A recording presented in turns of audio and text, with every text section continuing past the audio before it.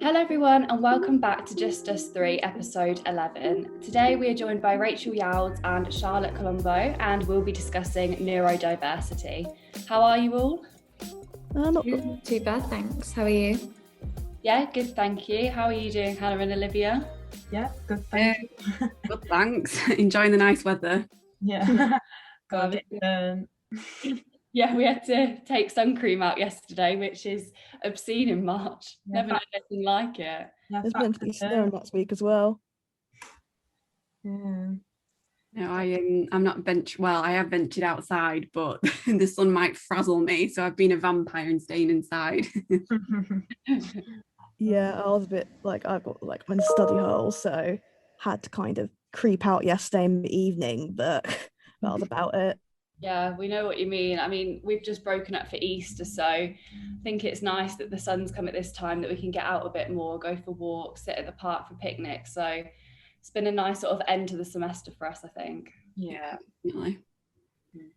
So first of all, would Rachel and Charlotte like to introduce themselves, sort of like give us an insight into what you do and sort of explain your conditions, if that's okay? Yeah, sure.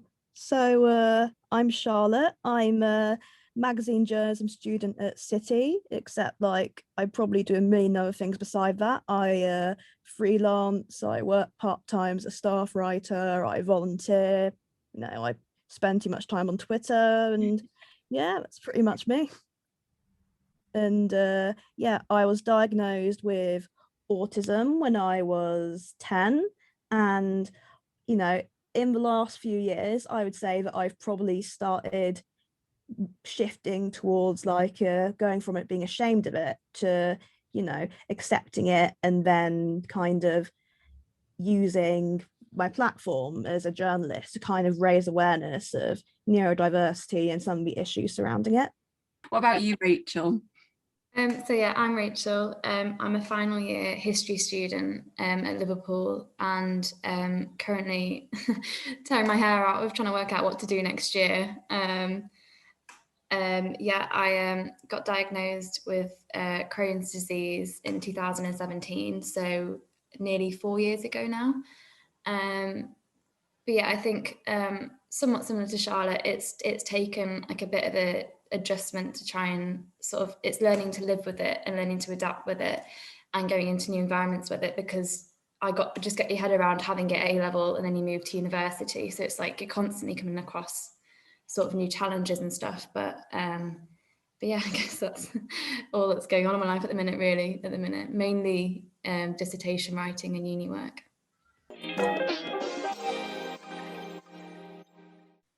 So the next point we wanted to discuss, sort of the first sort of discussion point. So why shouldn't people jump to conclusions about a particular condition based on what they see on Google?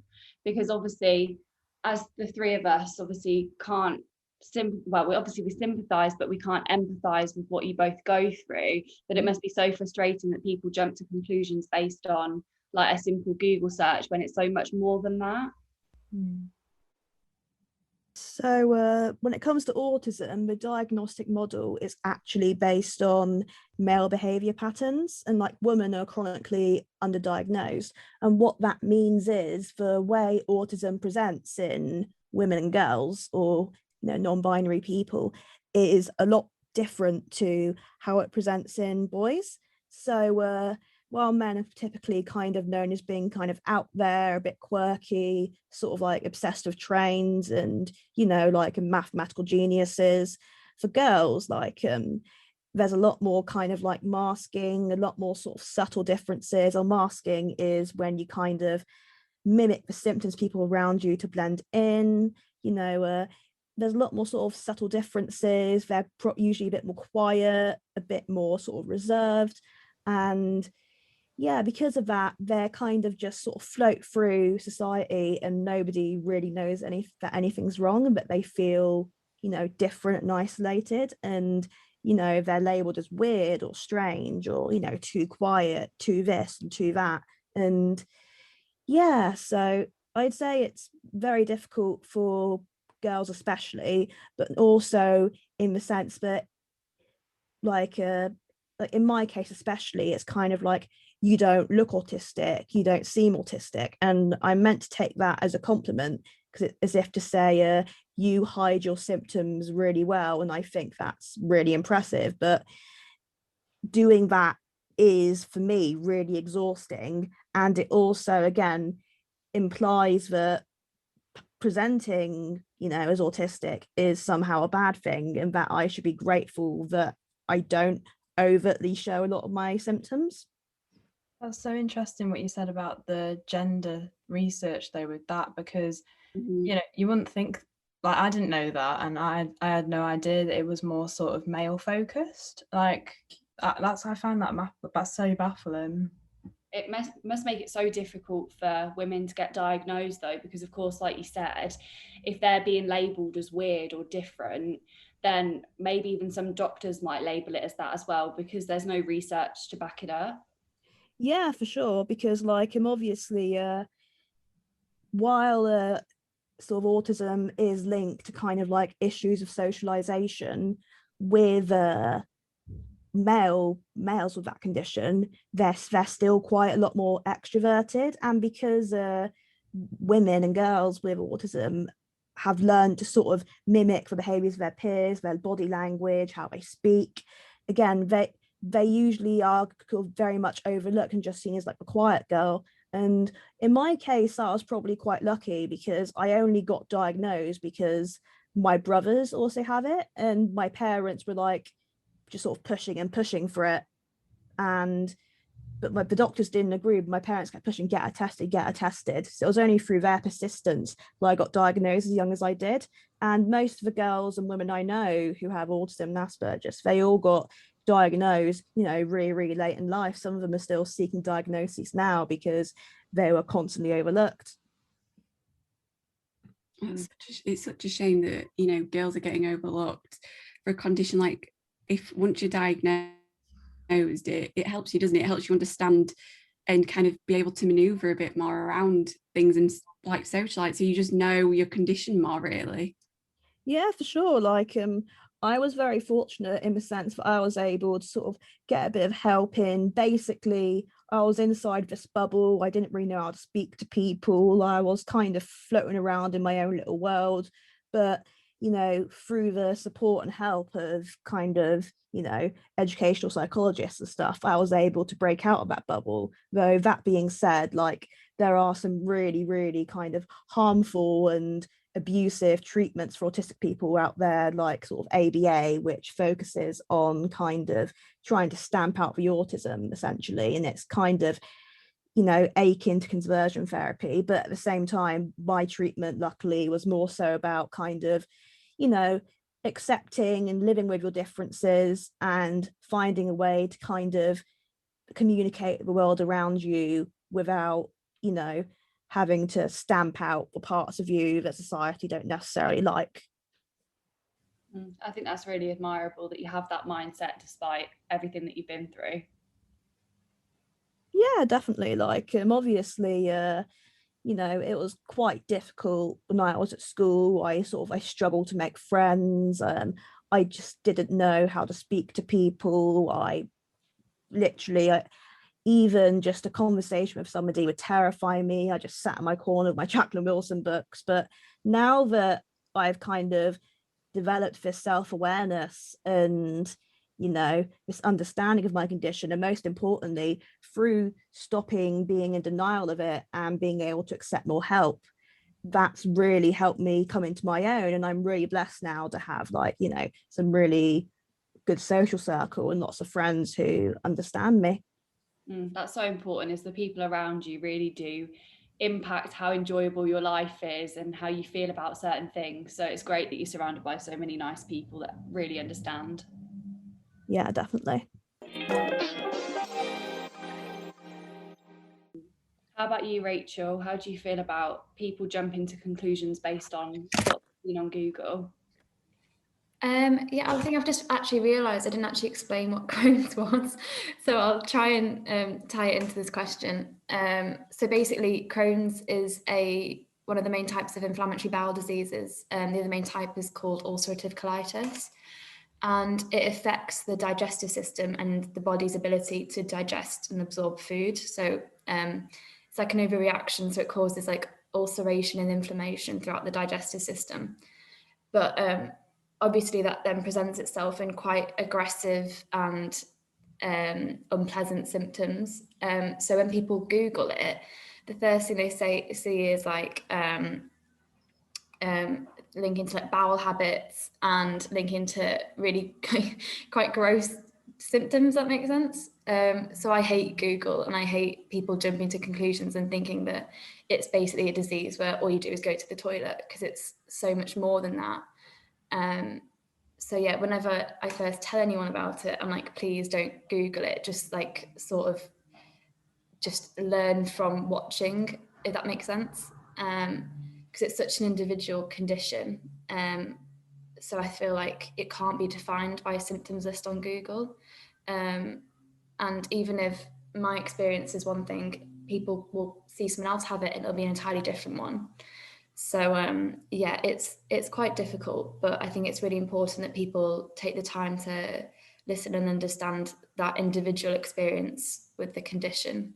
Like I think with anything, you don't want people, you know, Googling things or whatnot about that, if that makes sense. Yeah. No, I think, and having like lived with you and, you know, sort of learned a lot about it, honestly, I think I've learned all about it through you and not Google. I can't say, I mean, I might have done once when you were diagnosed, but I've never Googled it since, just because it is so different to like the Google description. Like honestly, yeah, like you said, I think it's a very individual thing, but it's been interesting sort of learning through you more about it, I'd say. Yeah, definitely. And I think that's sort of, I mean, obviously you don't even want the condition in the first place, but the last thing you want is people almost perceiving weird things about you, because I'm like, I used to not tell anyone I had it because I didn't want them to go and find out what it was and then think I was like gross or disgusting. Because when I was, you know, when you're 17, it's such an awkward age, especially for girls, you know, your body's going through a lot anyway. And I don't know about you guys, but I just felt really insecure at 17 anyway. Mm-hmm. So then to have this on top of all the hormonal changes and body changes made me really, really insecure about it. And I don't know if you remember, Hannah, but it took about a year for me to get diagnosed because I was so embarrassed to go to the doctors.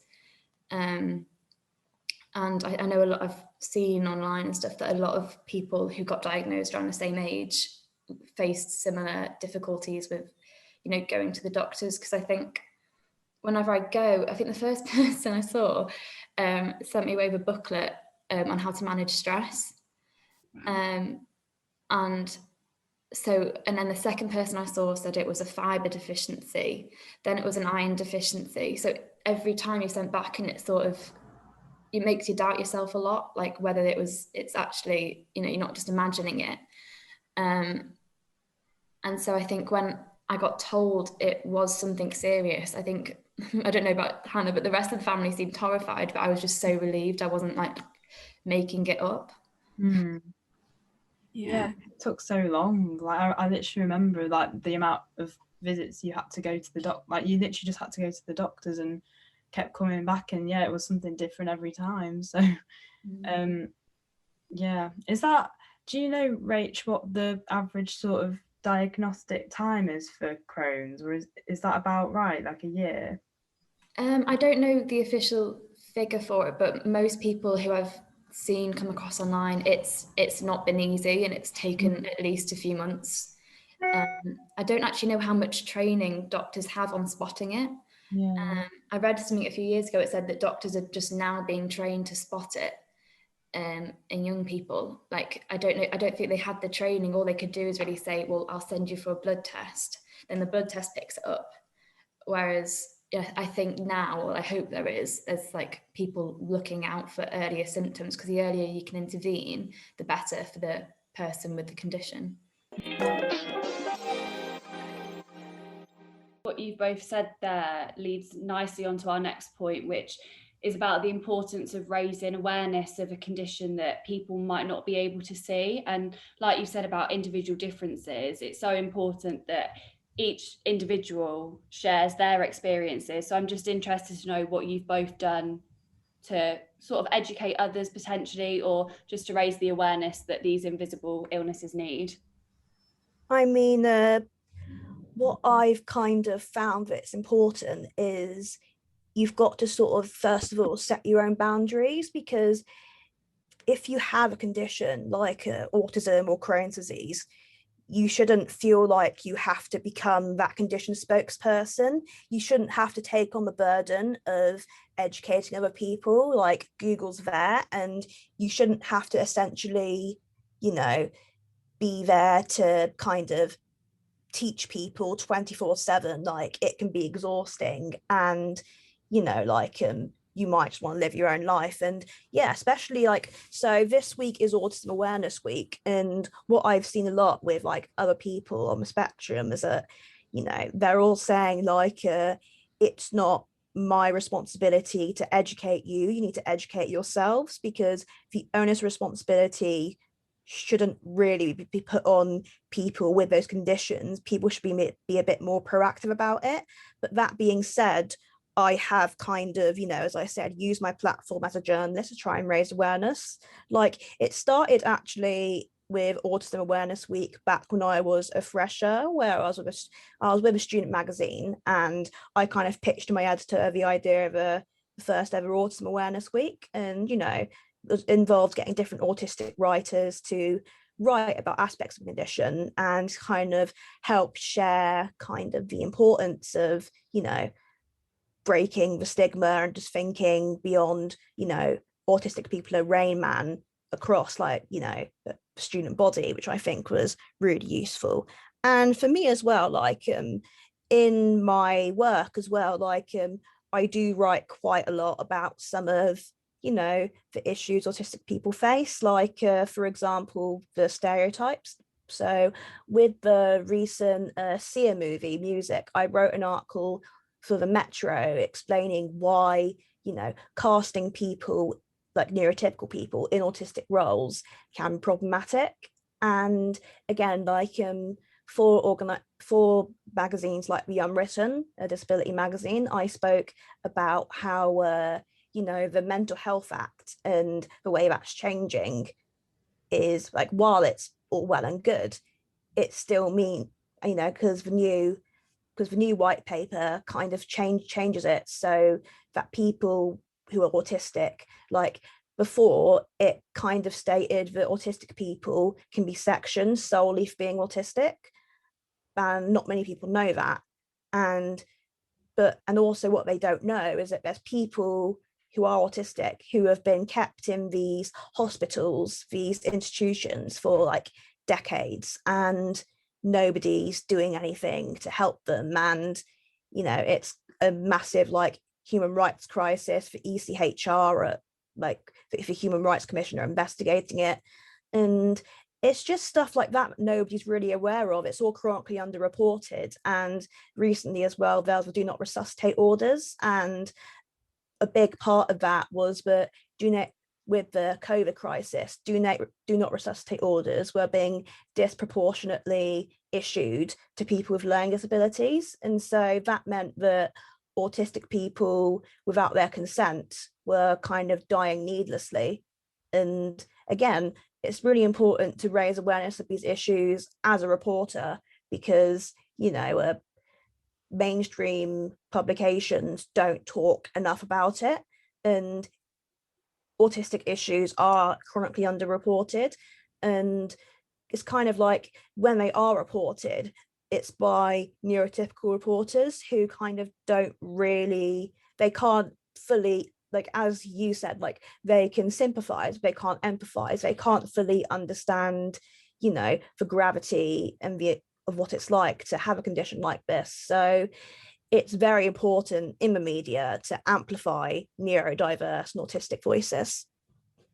Yeah, definitely. I think it's so shocking about what you were saying about the resuscitation thing. I think that's been the most shocking thing in the news that I've seen with regards to people, you know, with learning difficulties, that you know, that shouldn't be a thing, that everyone has an equal right to a life. So yeah, it's really shocking, like you say. Yeah, it's really, I think the worst part about it is that it was literally in The Guardian for like a day. Everyone was upset on Twitter. Then the next day, no one cared. And everyone's carried on as normal. And so I was a bit like, okay, so, you know, I could literally die and no one's talking about that. And it just really confuses and baffles me. And the thing is, this do not resuscitate issue. It's not a news story. You know, organizations and sort of charities have been talking about it for months. And they will literally be on the front page for one day. People will get outraged, people will forget, and then a couple months later, it will pop up again. And that cycle will continue. And a day of outrage and a hot take on Twitter isn't really enough. People need to actively campaign and work to, you know, make life better for autistic people. And it sort of goes back to what I said about, you know, autistic people, while it's good for us to kind of, you know, especially for autistic journalists, to kind of use our voices to kind of report on issues and for the media to amplify our voices, like people who are neurotypical should also want to stand with us and make life, you know, better, and to, you know, campaign for issues. So for example, there's a young man called Osmi Brown, and he has autism as well, and he faces being deported to Jamaica. And this is after he was arrested, and he was arrested for shoplifting, when the police know that all he did was tell the people he was with to stop shoplifting, and they know this. But despite that, they arrested him, and he was put in an institution like lots of young autistic people. He was beaten and abused, and now they're going to deport him to a country he's never been to without the support of his mum. And again, like it's all well and good autistic people talking about this, but if we don't have the numbers behind us, then stuff isn't going to change. And, you know, Osmi Brown will be deported, and issues like the DNR will just continue to happen. Yeah, I totally agree with that. I think that although it's great that autistic people are speaking up, and especially autistic journalists, it shouldn't be your job to raise all that awareness. There should be resources out there already, like readily available for people to just access, and for them to be informed. And as well, it's so frustrating it happens with so many different topics and discussions, that they'll have a few days or a few weeks of being spoken about on social media, and then they're instantly forgotten about to be brought up again. And it must be so frustrating that it's sort of an endless cycle and nothing comes as a result of it.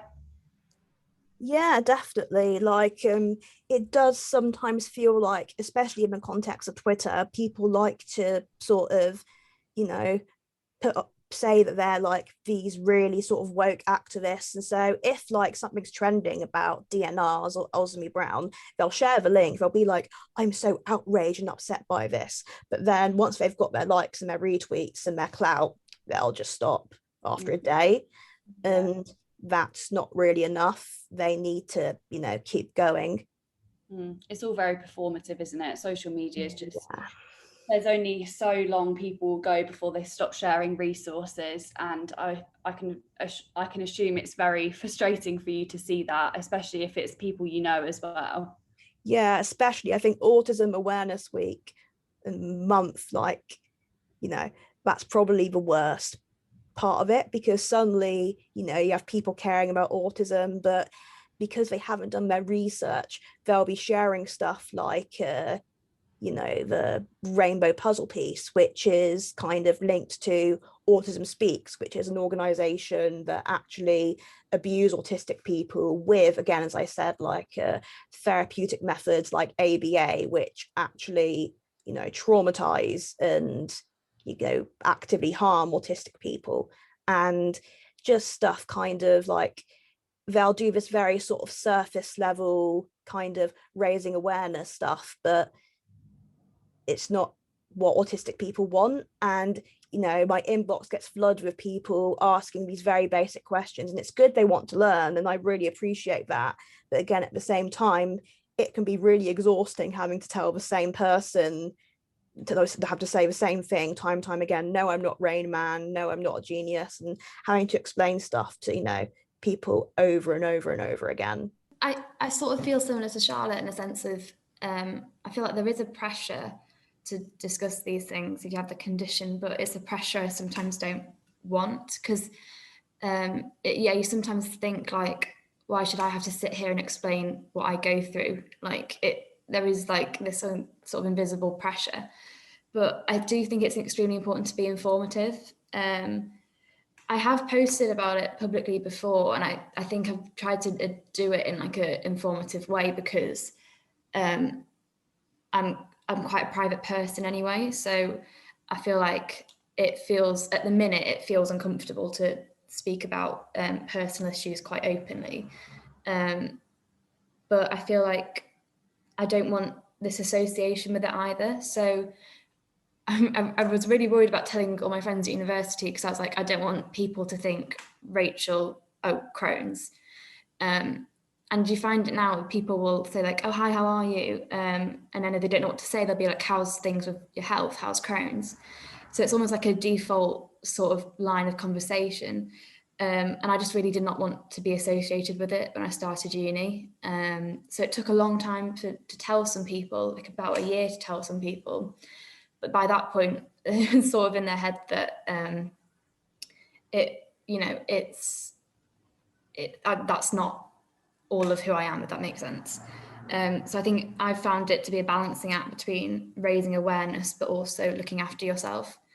But yeah, I do think there is this pressure for when you have it to talk about it, but it's something I don't do that often. If I was to speak about it publicly, I'd want it to be in an informative and helpful way, because you don't want sympathy or pity for it either. I think that's one of the worst things. But you do sort of still need support sometimes, or you need people to, I know people can't fully understand, but you want people to show that they are interested and they do, want to learn more. Yeah, definitely. I think that leads nicely onto our next point about, how your condition doesn't define you. Because I know you mentioned about, I'm not Rachel with Crohn's. So how do you find that it doesn't define you? How are you kind of separating yourself from that, Rachel? It's hard because it's, a lot of people say like, it doesn't define me. When for me, it's a chronic condition. It's not, at the minute, it's not going to go away. So it is part of me, if that makes sense. It's not, it's not going to go anywhere. And that took a long time to come to terms with. I resisted it a lot at the start. I just didn't want it. I was like, I never asked for it. I didn't do anything to deserve it. It's not fair and all this. But then after a few years, I was like, that line of thinking is not going to get me anywhere. So it's a hard yes, I view it as like a relationship. You have to compromise. You have to listen to what your body's trying to tell you. But also there are some times when I'm like, I'm going to go and do that despite the fact that it makes me ill, because, otherwise I'm not going to really, enjoy life to the full. But so I've accepted, I think, that it's part of my identity, if you will, but I do hope that people see more than that as well. I think there's a lot of stigma that you should be ashamed of conditions that you have, but you should never be ashamed of something, because you, like you said, you can't help that this is the condition that you now have and that you're living with. Yeah, exactly. It is really difficult, but I think I think if you continue to perceive it as a relationship, because Crohn's has like remission and flare-ups. So flare-ups when it's active, and then once the disease is no longer active, you go into remission. And even in remission, it's hard, but whenever I come out of it, it's so difficult to manage, because you finally have gotten to a stable place and then it's unstable again. So I think it's what I'm trying to do at the minute is just accept the fact that it's going to be like this for life, probably. You know, you're gonna have good weeks, bad weeks, and you know, I'm trying to at the minute grapple with how to respond to when it doesn't go the way I want it to. I think that's the thing I'm struggling with. But yeah, it is important to, you know, still perceive it as part of yourself, I think, because it is, and otherwise, you know, you'd be in denial, I think. Yeah, for me, like it's very much a fact of, as a journalist especially, like a big part of being a journalist is finding your niche and what you kind of, like a specific topic area you kind of write about a lot. So for me, it can be, there's this fear that if I write too much about autism, I'll pigeonhole myself and people will come to me as the autistic person, when in actual fact, like you know, I have a lot of other stuff to say as well. And like it can be difficult when people kind of, again, like see you as like a kind of one trick pony, and you're just there as like an autistic mouthpiece and not like a fully rounded human being. So for me, it's just kind of like I accept autism as being part of me, and I'm more than happy to kind of, you know, talk about it and, you know, raise awareness of it. But I'm also, you know, someone who likes memes. I'm, you know, I like to think that, you know, I'm quite funny, you know, like I have a lot of interests but like I do have actual hobbies, like I like running, I, you know, like food, and food's not a hobby, but you know, I'm saying like you know, I like to do things and, you know, talk about things and write about things that aren't about autism, because like obviously I am a multifaceted person, and I have I haven't like you know, gone through life, you know, just to be labeled as the autistic person. Like I've done all this other stuff as well, and you know, it'd be cool if people recognize me as that. Like my friends aren't friends with me because I'm autistic. My friends are friends with me because of my other personality traits, and not so much what I can, but you know, it's like not what I can offer them, but like you know, the value I add to their lives isn't related to my autism, it's related to who I am as a person. Yeah, definitely. I think I can empathize with both of you, because I'm dyslexic, and I think often people like to associate, you know, they don't understand, if they don't understand the condition, then they like to just define you with that, and it's kind of removing yourself from that, like, you know, I'm not Olivia, the person who can't spell, you know what I mean? It's so much more complicated than that, and I think people just kind of take it at face value rather than like just looking at the deeper meaning, and that you're not just a spokesperson for it. But you know, how is your condition, you know, both of you, obviously both students right now, how has it impacted your experience as a student? Well, one thing that sort of sticks in my mind a lot, like back when I was in sixth form, like I still have this now, I had like you know, extra time. It takes my brain a little bit longer to process stuff because of the way it works, and also again because of like I have dyspraxia, and because autism affects motor coordination, and so I find it really difficult to handwrite. And so because of that, I also get to sort of type laptops rather than have exams. And so because I got good grades, people in my class would gossip and say that I was cheating because they couldn't understand that someone with learning disabilities is capable of doing well academically if they're given the right support. And they thought that my kind of accommodations were a privilege as opposed to being something to equal playing field and to let me reach my potential. Because before I got, you know, kind of like stuff to help me with my writing and the extra time, I was getting like, you know, D's, E's and U's. But when I got that support, I was getting like, you know, sort of A stars, A's and B's. And I think for a lot of people, when it comes to sort of academia, they don't understand that the kind of extra support you get is something you genuinely need. And it's, again, as I said, it's something not to put you above everyone else, but to make you be at the same level as everyone else. Because, you know, you could sit there and do a question, it take you sort of 50 minutes. It takes me half an hour because of the way my brain processes it. And yeah, like another thing I've noticed as well is kind of like people being, again, shocked that I'm doing well. So they're like, I can't believe you're able to, you know, get a degree and get GCSEs and A-levels when you have autism. And it's kind of like, that's kind of insulting, because, you know, just because you're autistic, that doesn't mean that you're stupid. It just means that stuff takes you a little bit longer. Like, I didn't learn to write until quite later in life, and I struggle a lot to handwrite. So, and if people saw my handwriting, I think it'd be done by a 5-year-old.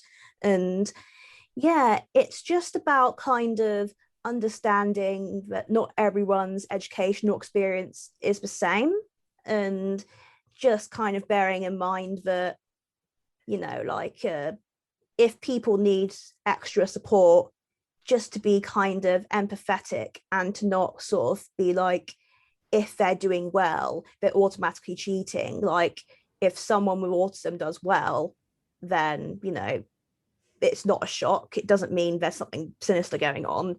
It's just like, you know, it just means that they're finally getting the support they need to thrive, which is what every person with a learning disability should be entitled to. Yeah, definitely. I relate to you on that front, because me being dyslexic, once I actually got diagnosed, my grades went from being very bad to getting a lot better. And once I had all the support put in place, I started achieving better grades. So I really empathize with you on that front, with people not understanding how you've suddenly gone from, you know, struggling, because it is a struggle. When you have a learning difficulty, it's harder. And I don't think sometimes people understand. And I, again, like you, people were questioning, well, how come Olivia is being able to move, you know, from here to here? How come she's doing so much better? Oh, you know, she's not dyslexic, she's faking it, she doesn't need the extra time. Whereas the extra time, it's not like I always use my extra time, because for the reading sense, for me, you know, I need that time because it just takes me so much longer. So I completely empathize with you on that front. But what about you, Rachel? How has it impacted, you know, you being a student? I think it's in different ways, I think, because it's even down to like the social experiences of being a student. I got diagnosed at the start of my final year of A-levels. So I was ill throughout year 12 and got diagnosed at the start of year 13. So I was actually, I remember coming home from sixth form sometimes and going straight to hospital, and then coming back and doing my homework, and then going into sixth form next day, and then sitting exams and all this.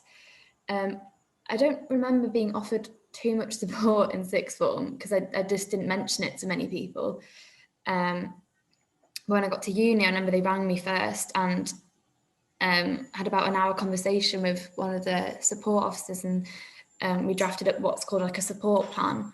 So there was so many things in place should I need it, and that was really useful. So like I'd have extensions on assessments, I'd do my exams in different rooms that were quieter.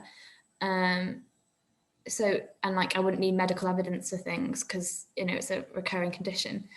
But I think the social side was difficult because it's hard finding the right time to tell people, or whether you should tell them at all. It's hard having to cancel and change plans all the time.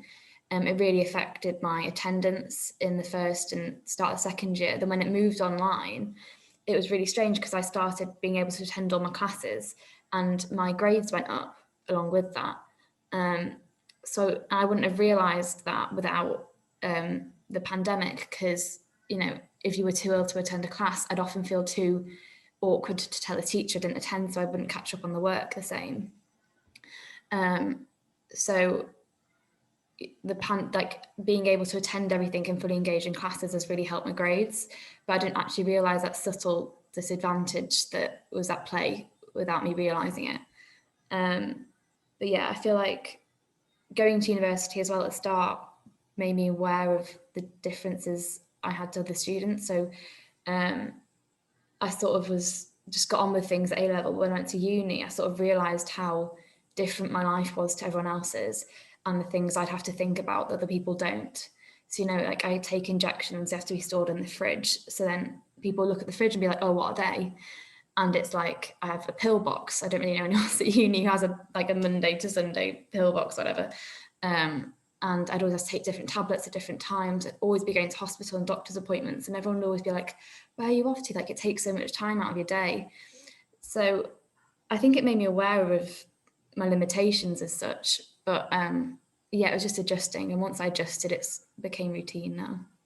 I think from what you both said, although they're very different experiences, it all boils down to that people shouldn't question you, because obviously, Rachel, you've said that people were questioning, oh, what's that in the fridge, or like, why have you got a pill box? And Charlotte, people have questioned why you've been given sort of a leg up to be equal to them when you've been at university or at school. So I think it's important for people listening to just sort of think before they go ahead and ask something, because you have no idea how that will impact someone. And it's important that you sort of always think before you speak, I think, is the takeaway from that, really. Yeah, definitely. Just sort of thinking like, is what I'm saying helpful, or is it just going to make someone feel bad? Because like, you know, if you haven't got anything nice to say, don't say anything at all. And if someone like is like going through something, and you know, if you see like injections in the fridge, like, just, you know, mind your own business is really the takeaway, really, I think, from that. Because like, if it doesn't impact your life, if you see someone like, you know, having extra time in the exams, if you see somebody using a laptop when everyone else is writing, just assume that they've got something going on and just leave them to it. Like, if it doesn't impact you in any way, you don't really have to stick your nose in, really. Yeah, I was just going to say that, like, it's not impacting anybody else, so why is there a need to have like thoughts on it and share comments? That is just really unnecessary. Yeah, and I think that the thing is, like, from what you were saying before, and what you've both said about sort of people wanting to be educated, I suppose there's kind of the line between people being nosy, I imagine, and people actually having a sort of genuine sort of interest in finding out more. So like the injections in the fridge, I suppose, unless you really know what the person's going through and that, there shouldn't really be any reason to ask, I guess. Yeah, exactly. I don't think I mind people asking as such, but it's like, you know, it is visible. You know, there's so many parts of the disease that's invisible, and I imagine Charlotte feels the same a lot of the time, because, you know, people say, oh, you don't look sick and all this, and I think people are just naturally very curious. But you have had people definitely who've come across and said it in the wrong way as such. So I think it's just, yeah, like what Charlotte said, like stepping back and thinking, is what I'm about to say really gonna, how's this person gonna take it, kind of thing. Yeah, definitely. It's just about using a bit of kind of common sense, and I think with everybody, like, you know, chronic condition or autism or not, whether someone has a disability or they don't, it's just about being nice to people. Like, I just feel like, you know, if you're kind to people, they'll be kind back, and that's really all there should be to it. And yeah, it's just like understanding that everyone's educational journey is very much personal and individual to them. And, you know, like,